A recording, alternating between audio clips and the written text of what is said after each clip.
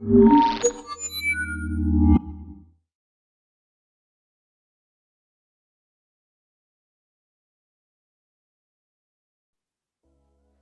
morning, everybody. Welcome to the latest edition of the C2 Cyber webinar. I'm pleased to be joined today by Simon Goldsmith of Adidas and Matt White of Chanel. And we're going to be discussing the challenges of vendor risk and generally data security in the luxury fashion and the retail market. Simon, may I ask, I'll kick off, if I may, with the first question, which is, what challenges do you have in your sort of global estate and with a global brand in securing your data? What are your biggest worries and how do you address them? Thanks, Jonathan, and thanks for having me on. I think it comes down to sort of the typical things for retail around scale and speed. So, we are truly global and obviously have physical and digital presence across most countries in the world, and so getting consistency and reliable security, hygiene and controls across a massive estate and a huge attack surface is very, very tough. And then there's kind of the speed and the agility problem of a business that just does adopt the latest technologies and connects as quickly and as rapidly as it can with both consumers but with partners. That speed becomes a real challenge as well. So and a lot of the approaches and the techniques that are traditionally taken from a security perspective, particularly around risk, are very difficult to scale and very difficult to do across such a large company and a large technology estate. So, right. So those are always changing, isn't it? Mm. Yeah.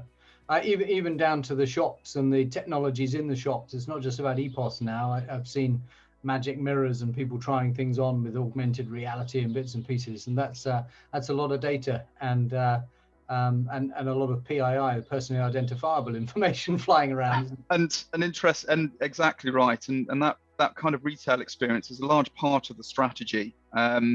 Using physical shops as a means to experience the brand and build those digital touch points, so that we can build our direct to consumer business, because that is very much our strategy, is to build the direct to consumer, but using the physical stores as a means to start that brand experience in a digital environment, and having technologies help us to do that is a key part of our big strategy. That gives me another area to discuss in a moment. But if I can ask Matt to answer the similar sort of challenge, what do you face? What are the things that keep you awake at night? So for me, and I'm not talking about Chanel specifically here, I'm talking about just generally luxury retail. It's the fact that most of the people that tend to come to luxury retail are particularly high net worth. So if you're going to have people coming after you, you could potentially, if you're talking about APAC as one of the largest luxury retail growth areas globally, they may well have nation states wanting to know information about some of the high net worth people that would be clients. Okay, right. Exactly. Especially when you take out of the pandemic and you say that the global footprint and the global travel and the fact that people would go to Paris or from Hong Kong to London or what have you and shop. There are potentially the high net worth individuals have data and secrets and information that people at all levels would want. You're not necessarily just talking about an opportunist who wants to come in. You're generally looking at the potential of e-crime, because anyone who you can get data of that is worth multiple millions or hundreds of millions as an individual is a target. And so you're not just from a company, from one of your companies or others, is also a vector into their phone, is what you're saying. The e-crime piece is. Not just, I wouldn't say my company or other companies. I'm saying that it's no people who shop. It's more about the people who shop with us. Okay. They are not, people might not necessarily be targeting us. They might be targeting the people who shop with us Your to customer get, base. and Yeah. there will then, yes, we or anybody else is then an attack vector, because Right. you're looking at the attack vectors of the individual rather than as us as a brand. Now, please don't get me wrong. We're obviously going to be a target like every big company. And we've just published our figures, and we are a global leader in retail from that perspective, and in luxury. Data But at the, privacy. I'm sorry to interrupt, but I guess data privacy is quite a key piece. The DPOs that work alongside you both in your organizations, you have a legitimate interest, and actually the customer has a legitimate interest. I don't shop very often in Chanel, Matt, but if I want to make sure I can order a shirt quickly, they keep the collar size. And so they actually know stuff about me that other organizations that I give, like Amazon or my bank, they don't know my collar size. But you have a legitimate interest to all sorts of inside leg measurement data, so that people can order things more quickly from your storefronts. And this actually leads me on to another question, which is the omni-channel, where you pick up on a mobile device and then you get to work, and on your laptop it's already in your basket, and it's all seamless, and you can take money off people very quickly. That presumably presents a bit of a challenge in your supply chain, because different providers provide different bits of that technology stack depending on the interface used, or if they put it aside in a boutique and then they try to buy it on the internet. They want that to be easy, but that requires monumental amounts of data exchange and therefore security, I imagine. Simon, what do you notice on the omni-channel side? Because Adidas sells a lot of things to I guess a larger demographic than Chanel, and so you've got a higher volume machine. How do you make that seamless for them without compromising security? You must keep quite a close watch on them. Yeah, so I guess it's not uniform across the business. That's probably if we just had one technology stack that we could focus a security strategy on, it would be a simpler problem. It would be a hard problem, but it would be a perhaps merely complicated rather than complex. But what we've got is we operate differently globally, and so different regions will have different approaches and different combinations of suppliers and vendors providing part of that system, and our own systems providing other parts. Whereas the overall strategy and the overall part of the digital transformation is for more and more of that to be done with our own systems that we build and operate ourselves. We've got a very significant investment in digital transformation and building tech hubs. We've got three global tech hubs, which are very much kind of in the DevOps style of building and operating and rapidly developing new solutions that make that whole experience seamless. But you're absolutely right. There's this challenge that we've got, and our DPOs would share this challenge of scale and complexity across a global business, and doing that and leveraging the data, because the more that we know that members, for example, will have a higher lifetime spend with us, and leveraging that data while also preserving consumer trust is a difficult problem. But I think the key approach that we need to take is putting that consumer trust first, and building that relationship based on a trust with that we're going to look after the data, and we're going to protect it properly, and we're going to be responsible towards it. And right. Sure, regulatory requirements and privacy requirements play a part in that, but there's almost this higher purpose, which is the relationship that we have with the consumer and their data, and making sure we look after it. So how do you make sure that you keep track of the ever-changing or more stringent data privacy legislation? So that's moving around worldwide, and it's a global operation, so you've got nuances depending on which bit of the globe you're in. And we in C2 have seen lots of eclectic uses of Excel to try and do that, which is what we busily replace with our managed services. But the challenge of keeping all that data and actually even tracking it in lots of different spreadsheets all over the place creates its own data risk wherever the spreadsheets live. So how do you manage that in a global estate? If I can ask Matt first, how do you do that in the various regions or divisions and things that you are responsible for? Firstly, it's closely working with the DPO team and the compliance teams. That's the key thing. Once you start looking at something on a global scale, as Simon said, it's not complicated, it is complex. It was much easier. It was a different type of risk, but it was much easier when we just had to keep track of a boutique's little black book that the manager had with all of the people, the various clients, and the boutique operators had their own clients. That was a complicated problem, not a complex one. So Simon was bang on when he said that. Now it's much more about collaboration. So that's collaboration with the different teams and areas, legal, compliance, DPO, etc., working closely with InfoSec. It's us working more closely with the business. So the days of InfoSec being, the era of InfoSec being the gatekeepers and them deciding everything that gets to be done, etc., has to have gone now, because you can't possibly be the feet on the ground of the business. So they have to be the ones who are in charge. But then it's also closely working with the suppliers.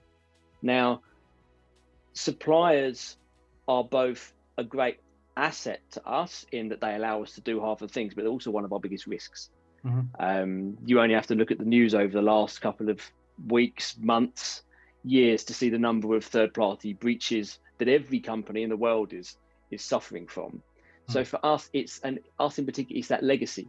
So the new suppliers, it's quite easy. New supplier comes on, you expect, you use a third-party provider like yourself to review, to assess, to determine where the data is a control. But it's the legacy suppliers, that some of which you might not necessarily know about, or they had a contract that was very good in a certain way, and now they, as Simon said, they're using a newer technology, and so suddenly the scope of what they're doing with the company changes, and the types of data that they have changes.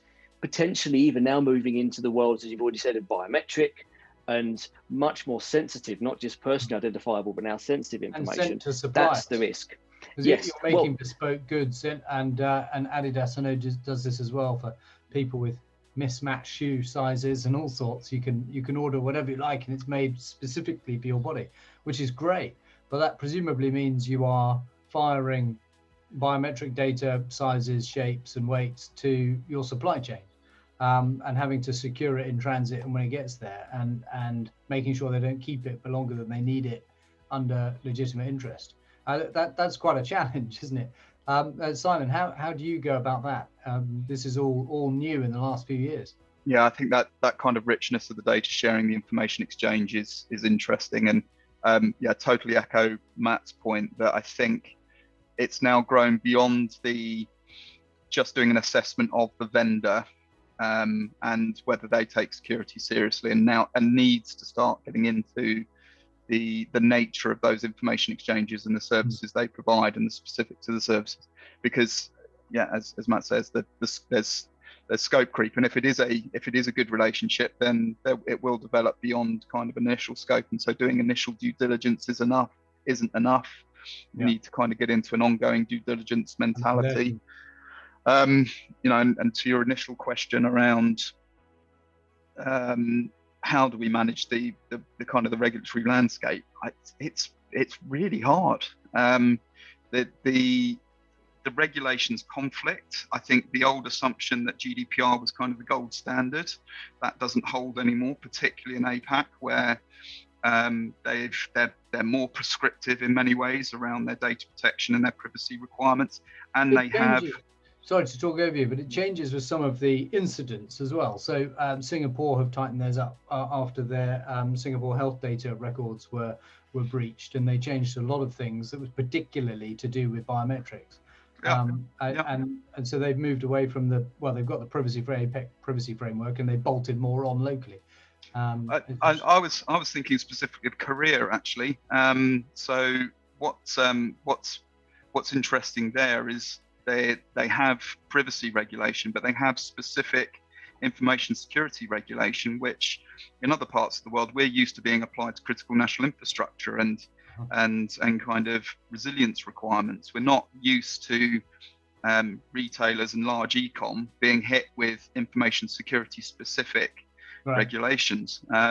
And also they are holding officers in the businesses to account. They aren't just fining the businesses, they're fining individuals and potential jail time for DPOs and CISOs in e-coms, which is that's a bit of there's an interesting prospect for us. Focuses your mind. Yeah. So we had an interesting, we've done a lot of work in retail, both in the volume end and the and food and groceries, as well as department stores and luxury fashion. And one of the things noticed is that a business sponsor will put a project or a service through our vendor risk management, and they'll assume they're the only link to that company, particularly with services providers and vendors for data and bits and pieces. And we'll ask the vendor, what's your relationship with company X? And the vendor will come back and say, well, we've got these 17 contracts in 16 different countries, and these are our sponsors, and here's the list. But the person in company X thinks he's the only one. And so you've got all these different divisions talking to these vendors, and there's no holistic standard. And the supplier is sat there thinking, well, each bit is asking for different things. So it is quite difficult, national data privacy regs notwithstanding, to get a common standard on InfoSec. And the second piece that I'd like to raise is we've had a few outages over the last 6 months. So Google went down in January, was it? And there were a couple more that we've seen recently. Fastly, which was as a result of a config change by a client two weeks ago. And so for me, that focuses to your Korean example, Simon, about it focused me on integrity and availability, as well as just confidentiality. I think a lot of people in InfoSec and business they're fully signed up to let's encrypt it and let's delete the spare copies and so on. But then you've got the I and the A to go through as well, and they're becoming ever more important if in an omni-channel market. Matt, can I ask you to comment first on how you see the integrity and availability challenges? Because we all focus on secrecy. But if it doesn't work and it's not available, that's just as bad as a breach, isn't it? It is. And I suppose at the end of the day, it's a maturity transformation like anything else. First of all, you have to start somewhere. And the bit that all businesses, everybody can get their head around is the secrecy piece. It's a confidentiality piece. And really, that's probably the easiest of all of the different pieces, because you can take that to a degree in isolation. You can control who has access to data. You can control how it's secured much more easily than integrity or than availability. There's also, with availability, there's often a conflict where should the availability sit? The requirement is clearly under the regulatory InfoSec piece, because the CIA triad means that yes, availability is there. But InfoSec very rarely has sway over what the infrastructure, for instance, does. How is it resilient? How is it good? Let alone then talking about the business, then looking at it from a disaster recovery business continuity plan piece. So which we all tested last year. So the pandemic, regularly. Yeah, and actually even in regulated businesses that we work with, one of the ways of controlling access to data for them was to put it on desktops in large buildings in the City of London or somewhere. And so you could only do your job if you're a trader by going to a place with lots of screens and a couple of desktops. All of a sudden, they're locked out of the building and they have to go home. And so there's an availability challenge there where their business continuity plans didn't foresee not being able to get into the gherkin. And that's a challenge, isn't it? Yeah, and I'd say, and what's interesting about the last year is, now I've been in InfoSec in and around security and cybersecurity and InfoSec. I mean, let's face it, cybersecurity's only really been here for 5 years, but along those things for my whole working career. When we used to do business continuity or disaster recovery where you couldn't get into a building in central London, it's because there's been a dirty bomb or some form of natural disaster. never did we say, well, there'd be a global pandemic and you'd still be allowed to work and able to work, but you just wouldn't be allowed to go into that specific building in the middle of London. So it's a very different set of circumstances. And I think the whole world is still struggling to adapt. How did you overcome that, Simon? Did you have any particular challenges or similar, or did everyone just log in from home and carry on? I think it certainly wasn't as simple as that. It was the IT teams pulling out all the stops to provision as much remote infrastructure as we could. The supply chain were I still haven't really got my head around how they moved stock around like they did, particularly globally. I think the interesting thing that we found was the nature of the recovery was being so different globally. So China basically going down for, I guess, six weeks to 2 months, but then coming back unbelievably strong. So you were moving stock back to China because the shops there were open and elsewhere was closed? Okay. Exactly. And being able to ship, supply our e-com from stock that was previously in stores. And it was an incredible distribution challenge. I mean, just to the point that you're making about integrity and availability as well as confidentiality, we did get impacted by one of our vendors being hit by ransomware twice actually. And the second time they suffered from a double extortion. So they were threatened with customer data being leaked as well, just to kind of give them extra motivation to pay their ransom, which they didn't. But unfortunately, it wasn't our customer data. So there's that kind of overlap. Also, interestingly, there's a regulatory drive on the integrity front as well, because the first time that we really got challenged by the China's cybersecurity law was through the MLPS regulation there on essentially an integrity front. So they were worried about what our vendors' operation of the large display screens in the retail stores. I guess seditious messages, for want of a better description, being displayed on those screens through a hack. So they were worried about the potential for those, but then confidentiality, privacy concerns in kind of our large stores of consumer data then got generated there as well. So that was an interesting challenge for a retailer to be faced with a cybersecurity law, again maybe more typically focused at a critical infrastructure. Being focused on a large retailer was an interesting challenge to face as well.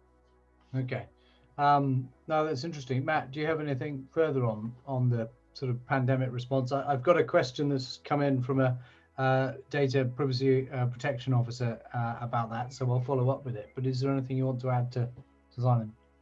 I mean, I think so. I will echo what Simon said with regards how everybody has managed to cope with the logistics of moving stock and transitioning from boutiques to shipping everything to APAC, to allow APAC to sustain. Let's face it, I think APAC sustained a lot of in retail. APAC sustained a lot of the world's economy when it came to that, and just the kudos that I have for all of the people who have managed to get that to work. I mean, I'm in transformation strategy, but the level of on-the-fly strategy and adoption and change that needed to be done to make the logistics work. And I know that this is about InfoSec, but forget the InfoSec piece. Just the sheer scale of what needed to happen to get that transformation to happen. Yeah, that to me was the biggest outcome. The other things it's the things that you would expect. Level of bandwidth and capability of IT systems. I think everybody, even Microsoft, struggled with that. The level of reliance on systems, which then poses a whole series of other problems. For instance, people are suddenly sharing their screen more.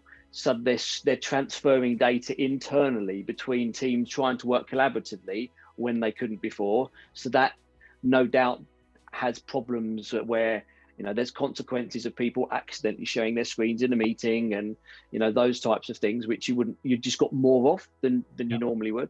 And then the fact that you're not physically there, having developed a culture where if you have a problem, go and find your local InfoSec representative, you know, go and see them, when suddenly there's no one there. You can't go and see them. I at least didn't have the foresight in my team even to have a contact list so that we all had everybody's mobile numbers, just in case, because there's just there's an assumption, and the last year has blown all of those assumptions out of the water to mean that you now have to have more contingency. Yeah, it's focused minds, isn't it? So I have a question. I am a DPO holding a lot of customer data. We've had a crash program on digitization due to COVID. Now needs to find out which suppliers have what data, where is it, and so the question is, how do I do that? And so I imagine this is someone who has some data or was digitizing things at a given pace, and then COVID's accelerated it. In order to make that machine hang together, data has been sent to suppliers that might not all ordinarily have been done so, and they'll be moving to drop ship maybe, and going straight from supplier to house and end customer. These are quite big changes. How would you suggest that this person overcomes that, or at least starts to plan a program? Because DPOs aren't always, and forgive me if you're watching and you've posed this question, DPOs aren't always InfoSec people. Often the best DPOs are critical customers of what us InfoSec people do, right? So if they're not in InfoSec, where would they start? Me or Simon? Let's start with you, Matt, because Simon's led off a few times. Okay, I think for this one, the first bit has to be to start the conversation and to open a dialogue with them. Now, it really does depend on the number of suppliers and the geography and the type of data. But the other one is, if you can, look at a risk-based approach. If you have any concept of the type of data that they have, then the classic InfoSec risk-based approach of pick the highest criticality first, whether that's in terms of volumes of data. Because the other thing, when I talk criticality, and I realize as a DPO they do this, but for anybody else who might not be looking at it in the same way, it's not just about the criticality of data, it's about the volume of the criticality of data. Yeah. So having, a lot of people that I've worked with over the last few years, in where I am now and outside as well, tend to think, oh, well, that's the sensitive data, I need to focus on that. But having one sensitive record against 50,000, confidential, the 50,000 confidential poses more of a risk in the real world. It's right. Factoring in that. Aggregation problems, yeah, okay. Aggregation problems. But then it has to be a joint effort. It has to be working together. And that's not just with the supplier. And I'm going to echo the same things that Simon and I have been talking about before, but it's the collaboration, working with the business, because they probably do have an idea that might not understand the classification of the data, but they'll be able to understand the types of data that are within those systems. Right. So it's having those dialogues, and then depending on the level of relationship that you have, as Simon said earlier, building the relationship and just discussing it with the supplier and asking them. Yes, also you then need to lead into that levels of maturity, bringing in outsourced companies to do the work.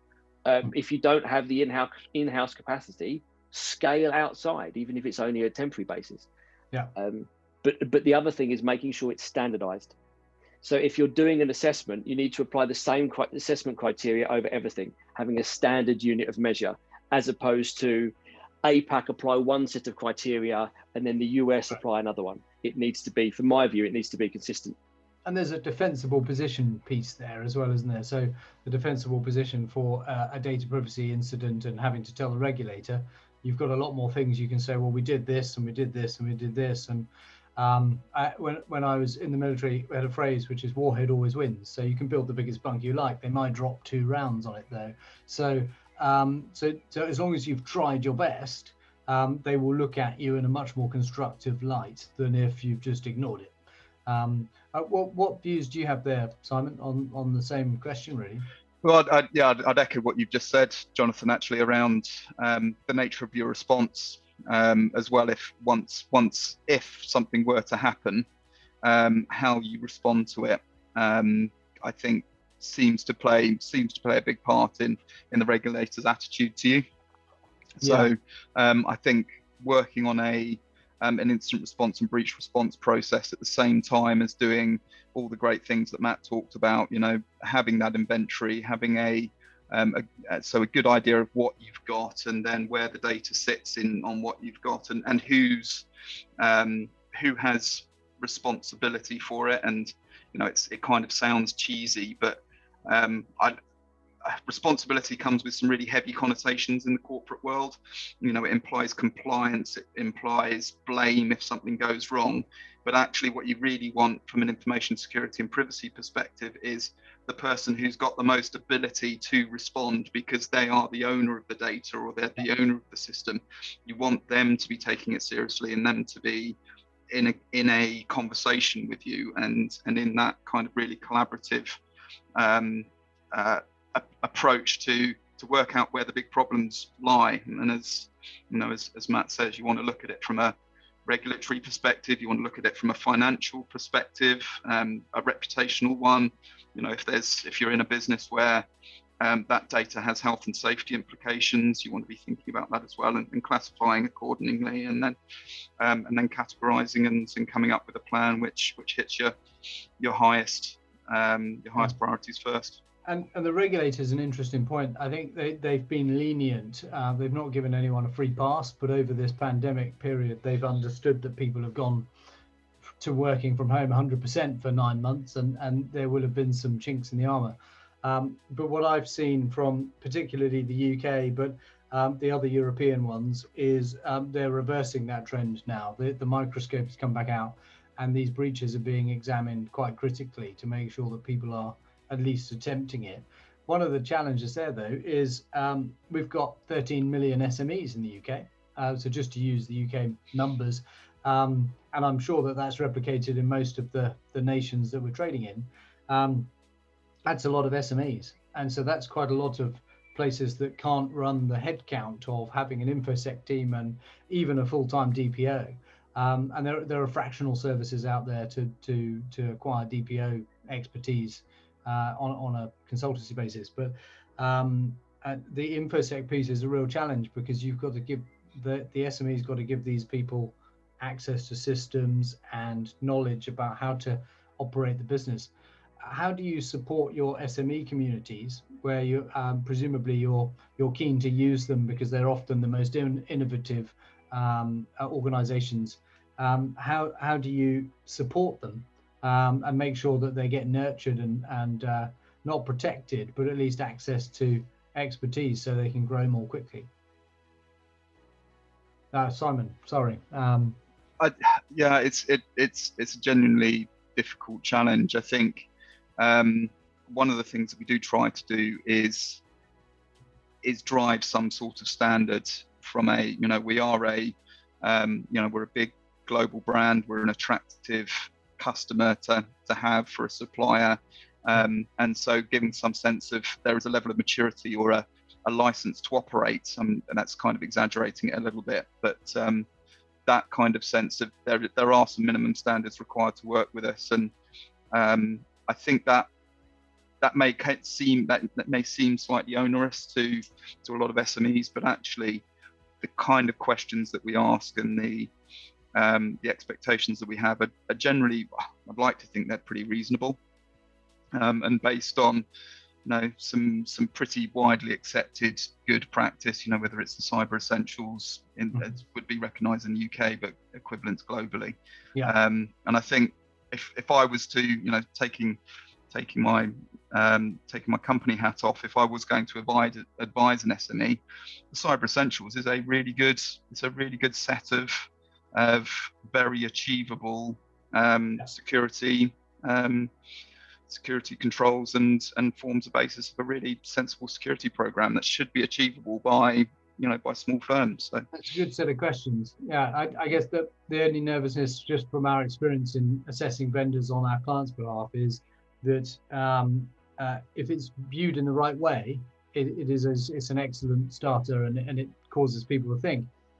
If it isn't viewed in the right way, you change the answer until it goes green, and that doesn't help a lot. So the external validation piece with essentials is the bit that is a real challenge. Yeah, I think this isn't by any means the approach that this isn't a universal approach yet, but I think the way I'd like to think about it is to tackle it in the same way that we've tackled quality in our supply chain, or tackle it in the same way that we're tackling sustainability. Mm-hmm. You know, that understanding that it's a collaborative, shared incentive that's needed between both ourselves and a supplier. Yeah. And we need to identify what those shared incentives are. It can't just be a mandated, kind of contradicting what I've just said. It can't just be a minimum. It's got to be, this is a shared quality purpose, because, at the end of it, we end up with a higher quality product or a higher quality service. And Matt, I think you've seen some of that, Matt, with the collaboration side and trying to get all the boats to rise together in your supply chain. Would you give us a minute on how the collaboration is more useful than a 90-page PDF and some punitive you should do better? Because that doesn't seem to work, does it? No, but it doesn't do work. I think Simon's right. In an altruistic way, that is how it should work, just like it does with sustainability. And I've seen similar things from taking my company hat off. I've seen similar things with sustainability, that until someone wants to take part in that, it's like if someone's going to give up smoking, you can tell someone to give up smoking, but it's not until they actually want to give up smoking that they've truly given it up. Was it Noel Coward who said, giving up smoking was the easiest thing I've ever done. I give up every day. It's that type of thing. But for InfoSec, collaboration is good, because collaboration helps you encourage them and makes them understand why. If everybody understands why you're trying to do what you're doing and why you're saying you have to have these, and it's not just, in a simplistic terms, it's as simple as, if you don't do these things, you can't work with us because we have a minimum level of security. Mm-hmm. But in a realistic, in the reality, you can accept risk.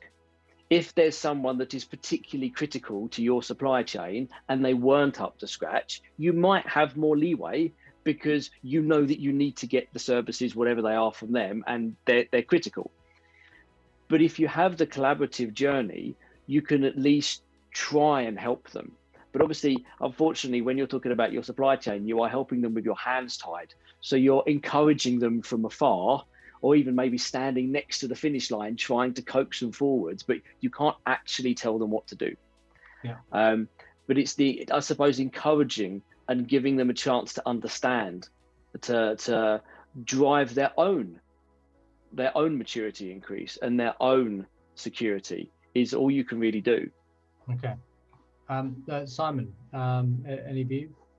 Yeah, I think I'd echo that. It's an influence operation.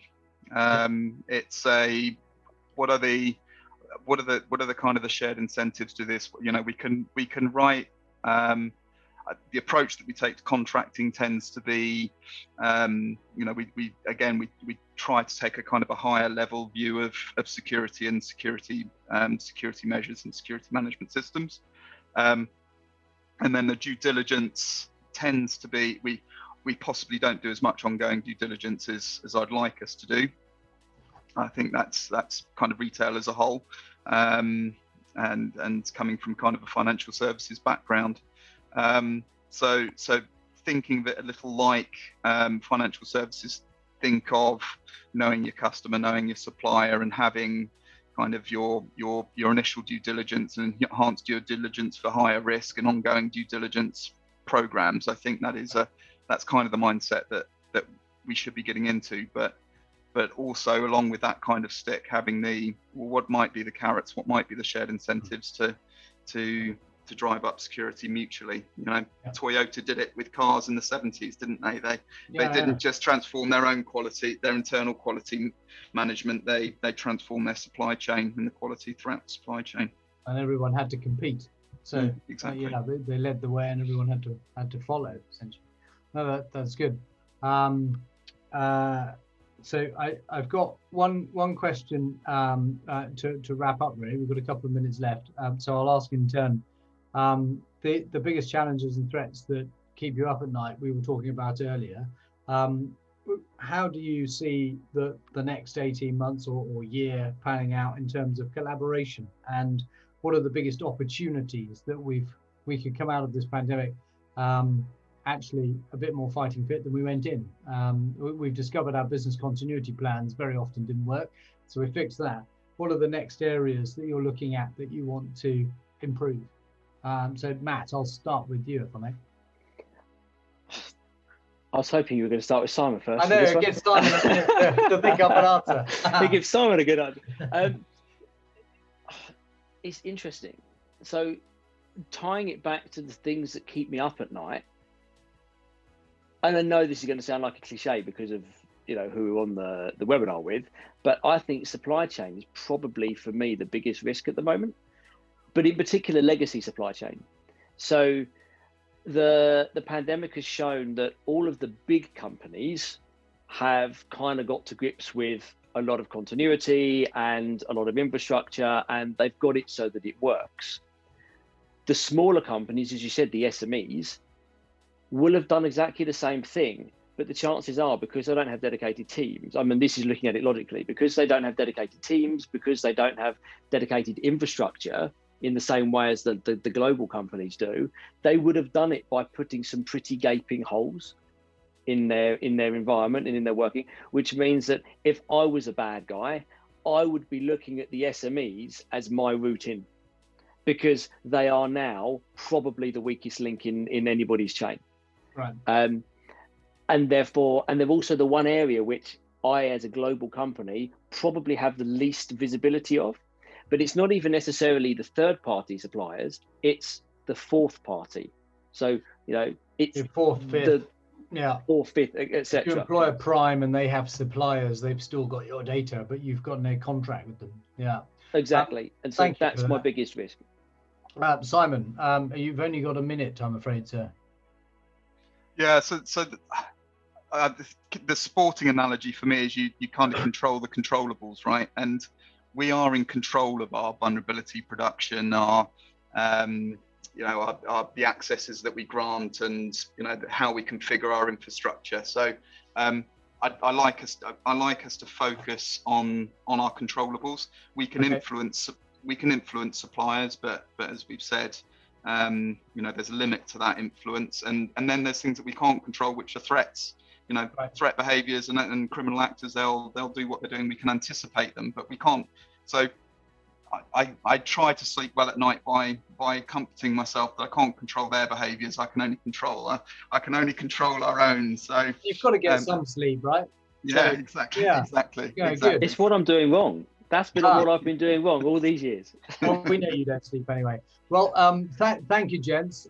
It's been great to speak with you over this remote thing. So, Matt White of Chanel, and an author now as well. So look out for that when it's published.